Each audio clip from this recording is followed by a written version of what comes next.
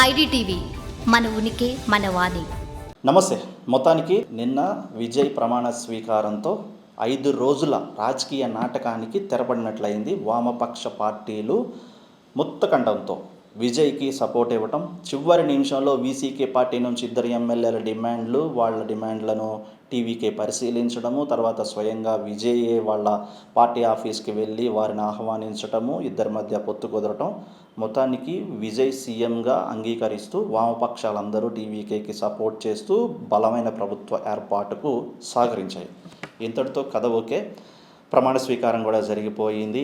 వేలాది మంది అభిమానుల మధ్య, కార్యకర్తల మధ్య తనను గెలిపించిన ప్రజల సమక్షంలో సీఎం విజయ్ తమిళనాడు ముఖ్యమంత్రిగా ప్రమాణ స్వీకారం చేశారు. ఈ రోజున మొదటిసారిగా ఆయన అసెంబ్లీలో అడుగుపెట్టి తను పోటీ చేసినటువంటి ఎమ్మెల్యేగా పెరంబూరు ఎమ్మెల్యే పదవికి కూడా ఆయన ప్రమాణ స్వీకారం చేశారు. మొదటిసారి అసెంబ్లీలో సీఎం స్థానంలో ఆయన కూర్చోవడం జరిగింది. తర్వాత పోటెం స్పీకర్ మిగతా ఎమ్మెల్యేలు గెలిచిన ఎమ్మెల్యేల అందరికీ కూడాను ప్రమాణ స్వీకారం చేయించారు.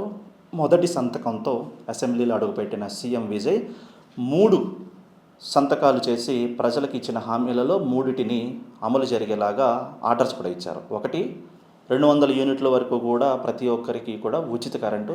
రెండోది, తమిళనాడులో ఫ్రీ మాదక ద్రవ్యాలు ఏదైతే ఉందో ఈ మాదక ద్రవ్యాల నిర్వహణ, లేకపోతే కనుక ఈ గ్యాంగ్స్టర్స్ కానివ్వండి, దాని మీద చల్లాచెద్దగా జరుగుతున్నటువంటి క్రైమ్స్ కానివ్వండి, వాటిని అరికట్టే విధంగా ఒక స్పెషల్ టీమ్ అండ్ స్పెషల్ కేటగిరీని కూడా యాంటీ డ్రగ్స్ చెప్పాలి అంటే ఖచ్చితంగాను యాంటీ డ్రగ్స్ నిర్వహణ కార్యక్రమంలో భాగంగా ఆయన పెద్దపీట వేశారు. ఇక 3వ విషయానికి వస్తే మాత్రం మహిళల భద్రత, మహిళల సంక్షేమం, తర్వాత మహిళలకి కావాల్సినటువంటి అన్ని రకాలటువంటి చట్టపరమైనటువంటి ఏవైతే వారికి కనిపించాలని ఎన్నికల హామీ భాగంగా మహిళా రక్షణ విభాగము అని అనుకోవచ్చు.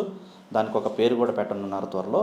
ఈ 3 హామీల మీద ఆయన మొదటి సంతకం కూడా చేశారు. ఈరోజు అసెంబ్లీలో ప్రమాణ స్వీకారం అనంతరం, ఎమ్మెల్యేల ప్రమాణ స్వీకారం అనంతరం ఏదైతే గవర్నర్ 13 వరకు డెడ్లైన్ విధించారో బల నిరూపణ అనేది, కాకపోతే ఇప్పుడు మెజారిటీ 118 ఉంది కాబట్టి స్పీకర్ ఎన్నిక జరగబోతోంది. తర్వాత బల నిరూపణకు 13 వరకు సమయం ఉంది కాబట్టి అసెంబ్లీలో అడుగుపెట్టిన తర్వాత రాజకీయం ఎలా నడపబోతున్నాడు, ఇంతవరకు కూడా ప్రమాణ స్వీకారానికి ముందున్న రాజకీయానికి భిన్నంగా తన ఆలోచనలు లేకపోతే కనుక అధికారులతోనూ చాకచక్యంగా ముందుకు వెళ్తాడా, లేకపోతే ఎటువంటి పరిపాలన చేస్తాడు. కానీ విజయ్కి ముందు చాలా సవాళ్ళే ఉన్నాయి. ఎందుకంటే తమిళనాడు మాజీ ముఖ్యమంత్రి స్టాలిన్ చేసిన వ్యాఖ్యలు ఏవైతే ఉన్నాయో, ఆర్థికంగా డబ్బులు అప్పులు పాలయ్యాయన్న వ్యాఖ్యలు ఏదైతే విజయ్ ప్రమాణ స్వీకారం అనంతరం కామెంట్సో, ఇంత ఆర్థిక లోటు బడ్జెట్లో మీరు ప్రమాణాలు ఇచ్చేటప్పుడు, హామీలు ఇచ్చేటప్పుడు మీకు తెలియదా?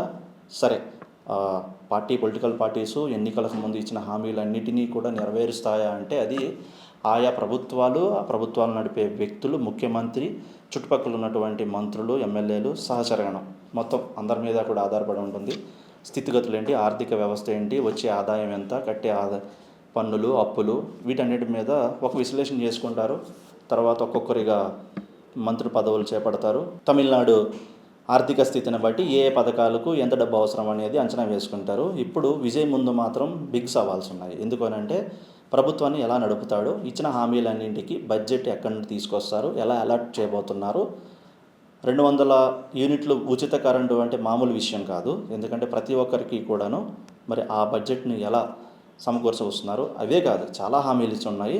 వాటన్నిటినీ కూడా ప్రజల ముందుకు ఎలా తీసుకుపోతున్నాడో చూడాలి. మరి విజయ్ ముందున్నటువంటి ఈ హామీలన్నిటినీ ఆయన ఏ రకంగా అమలు చేయబోతున్నారో ఈ రోజు నుంచి మొదలు కాబోతోంది. మొత్తానికి తమిళనాడు రాజకీయాల్లో ఉత్కంఠంగా మారిన సీఎం పదవి నిన్న ఆయన ప్రమాణ స్వీకారంతో కొంత ఉపశమనం జరిగిన ఈ రోజు నుంచి మాత్రం అసలు సవాళ్లు మొదలయ్యాయి.